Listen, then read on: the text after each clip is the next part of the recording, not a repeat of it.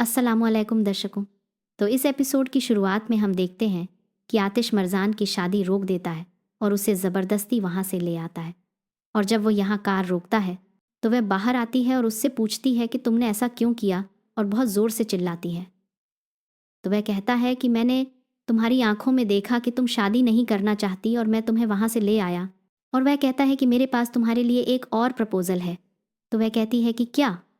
तो वह कहता है कि अगर तुम्हें इसके बारे में जानना है तो तुम कार में बैठो। और वह जाकर कार में बैठ जाता है और मरजान वहीं खड़ी होकर रोने लगती है। और बहुत देर तक रोने के बाद वह आखिर में जाकर कार में बैठ जाती है। और वह सुनना चाहती थी कि वह उसके साथ क्या करना चाहता है और उसे किस तरह का प्रपोजल देना चाहता है। और आतिश को भी उसका रोना पसंद नहीं है, लेकिन वह उससे कुछ नहीं कहता और चुपचाप कार में बैठ जाता है। और जब वह कार में बैठती है तो वह उसे सीधे अपने घर वापस ले आता है। वह यह देखकर बहुत हैरान है कि वह मुझे मेरे घर ले आया है। और यहाँ हम देखते हैं कि आतिश के पिता अपने भाई पर बहुत गुस्सा हो रहे हैं और वह कह रहे हैं कि यह कौन था और क्या हुआ। और हम यह भी देखते हैं कि आतिश आ रहा है और मरजान को साथ ले आता है। और आतिश के पिता और भाई सब देख रहे हैं।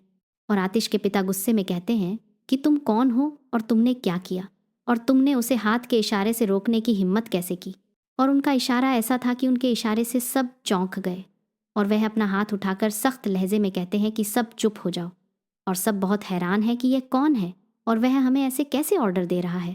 और वह कहते हैं कि मुझे पता है कि तुम अपने परिवार की रक्षा नहीं कर सकते, और मुझे यह भी पता है कि तुम कर्ज में हो। और वह कहते हैं कि मैं तुम्हारे सारे कर्ज चुकाने का प्रस्ताव दे रहा हूँ। यह सुनकर मरजान के पिता बहुत हैरान हो जाते हैं और वह कहते हैं कि इसके बदले में मेरी कुछ शर्तें हैं। और वह उन्हें एक 187 दिनों का चैलेंज देते हैं, यानी 187 दिन तक तुम्हारा जो भी होगा वो मेरा होगा और मेरे अंडर रहेगा, और तुम सबको मेरी बात माननी पड़ेगी। और वो कहता है कि इतने दिन बाद मैं सब कुछ वापस कर दूंगा और तुम्हारा कर्ज भी चुका दिया जाएगा। जो मैं कहूँगा वो करना होगा, और जिस चीज़ से मैं रोकूंगा वो वहीं से रोकनी होगी। तो वो चाहता है कि ये पूरी तरह से उसके अंडर आ जाए और वो उसका पूरा अधिकार चाहता है। और वो कहता है कि उसके ऑर्डर के बिना इस घर से कोई नहीं हिलेगा। और साथ ही सब सुनते हैं। तो वो कहता है कि मेरी एक और शर्त है, मैं तुम्हारी बेटी से शादी करूँगा और इतने दिन बाद मैं उसे तलाक दे दूँगा। ये सुनकर मरजान भी बहुत शौक हो जाता है। उसे उम्मीद नहीं थी कि वह ऐसी शर्त रखेगा। और वह कहता है कि समझौते के अंत में मैं आपको वह सब कुछ वापस कर दूंगा जो मैंने लिया है, और साथ ही मैं आपकी बेटी को भी तलाक दे दूंगा। और यह सुनकर सभी लोग बहुत चौंक जाते हैं और वह कहता है कि वह यहाँ से चला जाता है। और जब वह घर छोड़ता है तो हमें दिखाया जाता है कि वह सोच रहा है कि उसने यह सब किस प्लानिंग के तहत किया है। और वह कहता है कि मैं न्याय की तलाश में हूँ। और वह कहता है कि एक व्यक्ति अपनी रोशनी खो देता है और अपना दिमाग भी खो देता है और अंधेरे में फंस जाता है। और अब उसे यह भी याद आ रहा था कि जो लोग कहानी की शुरुआत में मरजान का पीछा कर रहे थे, हमने देखा कि वे भी आतिश के भेजे हुए लोग थे। और वह कहता है कि मैं न्याय की तलाश में हूँ और मेरा इंसाफ अब शुरू हो गया है। और अब मेरे अंदर गुस्से का तूफान है। और हमें एक कमरा दिखाया जाता है जिसकी दीवार पर मरजान के पिता, भाई और माँ की तस्वीरें हैं। और मरजान के बचपन की तस्वीर भी दिखाई जाती है जिसके साथ एक लड़का है, शायद वो आतिश है। और वो अपने दुख और गुस्से का बदला लेना चाहता है। और वो इन लोगों से कहता है कि मैं इनसे इनकी जन्नत छीन लूँगा। 3:14। और यहाँ हमें दिखाया जाता है कि मरजान वापस भागता है 3:14 और उसका हाथ पकड़कर उसे रोकता है 3:16 और उससे पूछने की कोशिश करता है कि क्यों, ये क्यों, और तुम इतने दिनों से मुझसे शादी क्यों करना चाहते हो। तो वो कहता है कि मैंने तुम्हारे सामने एक प्रपोजल रखा है, तुम और मैं तुम्हें फोर्स नहीं करना चाहता, तो यह तुम भी जानते हो। और अगर तुम चाहते हो तो बहुत कम टाइम है, तो मुझे इसका जवाब दो। और साथ ही वह मरजान को यह भी क्लियर कर रहा है कि वह उसे फोर्स नहीं कर रहा है नज़ीर की तरह। असल में वह उसे प्रपोजल दे रहा है, और अगर वह मना करती है तो वह पीछे भी हट जाएगा। लेकिन इसमें एक ट्रिक भी है। और जैसे ही आतिश अपने घर आता है वह अपने परिवार के सामने यह प्रपोजल रखता है कि मैं हैदर के लिए यह प्रपोजल लेकर आया हूँ, तो उसके परिवार वाले बहुत नाराज़ हो जाते हैं और उसकी माँ कहती है कि यह कैसा बदला है कि तुम उसकी बेटी से शादी करोगे। और वह कहता है कि यह मेरा फ़ैसला है और यह मेरा आखिरी फ़ैसला है। और वह लड़की भी बहुत नाराज़ हो जाती है जो आतिश को पसंद करती है, और वो कहती है कि क्या कोई बदला लेने के लिए शादी करता है। और उसकी माँ कहती है कि वो भी हैदर की बेटी से है। तो वो अपनी माँ से कहता है कि ऐसा ही होगा और ऐसा ज़रूर होगा, और उसकी माँ चुप हो जाती है।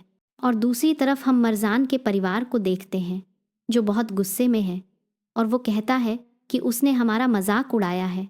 और वो किस बारे में बात कर रहे हैं, जिस पर उसकी माँ कहती है कि हमारी प्रॉब्लम उसे पता है और इसीलिए वो ये कह रहा है। वो कुछ भी करे, हमें इससे क्या मतलब है, हमारा एक मकसद है। और वो मरजान को देखती है जो उसे देख रही होती है। वो कहती है तुम मुझे ऐसे क्यों देख रहे हो, मुझे लगता है ये सब ठीक है। और मरजान का भाई कहता है कि हमने नज़ीर से वादा किया था, जिस पर उसकी माँ कहती है कि छोड़ो इसे, मुझे ये प्रपोज़ल ज़्यादा अच्छा लगा, चलो इस पर मान जाते हैं और सब कुछ फिर से हमारा हो जाएगा। और ये सब सुनकर मरजान खड़ी हो जाती है और वो बहुत गुस्से से चिल्लाती है और वो कहती है तुम्हें पता है तुम क्या कह रहे हो और तुम मेरे बारे में क्या सोचते हो। मैं भी एक इंसान हूँ, मेरी भी कुछ इज्जत है और यही मेरी ज़िंदगी है। कभी तुम मुझे एक के सामने पेश करते हो तो कभी दूसरे के सामने। और अब वो कह रही है कि नज़ीर यहाँ आता है और वो कहता है मरजान तुम यहाँ हो। और वो उससे पूछता है तुम ठीक हो, और वो उसके पास पहुँचता है और वो वहाँ से चली जाती है।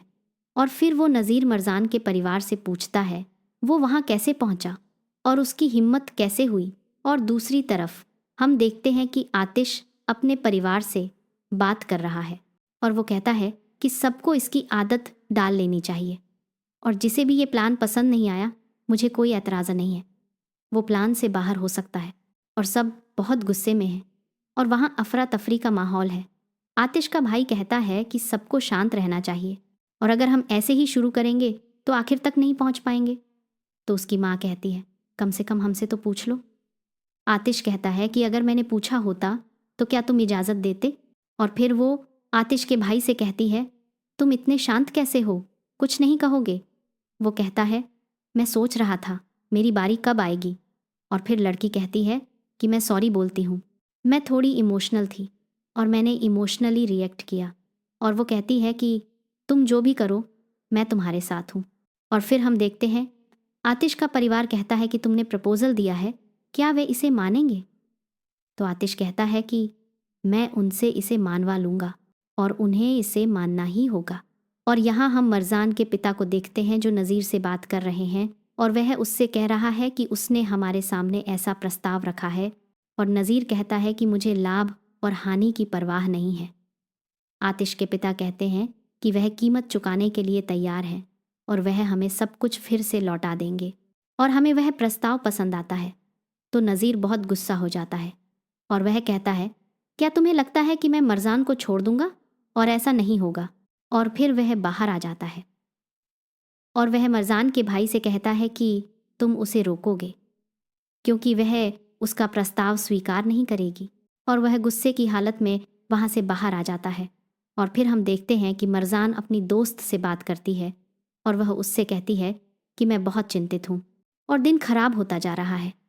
तो वह अपनी दोस्त से कहती है कि मेरा भाई भी बहुत गुस्से में है और अब वह क्या करेगा, मुझे इसके बारे में कुछ नहीं पता। तो वह कहती है कि मुझे कोई समाधान निकालना होगा। और यह कहकर मरजान वहाँ से उठकर चली जाती है और उसकी दोस्त उसे पीछे से बुलाती है, उससे पूछती है कि तुम कहाँ जा रही हो, लेकिन वह कुछ नहीं कहती। और यहाँ हम आतिश का सीन दिखाया गया है जो अपने घर में अपने भाई से बात कर रहा है और वह भी किसी का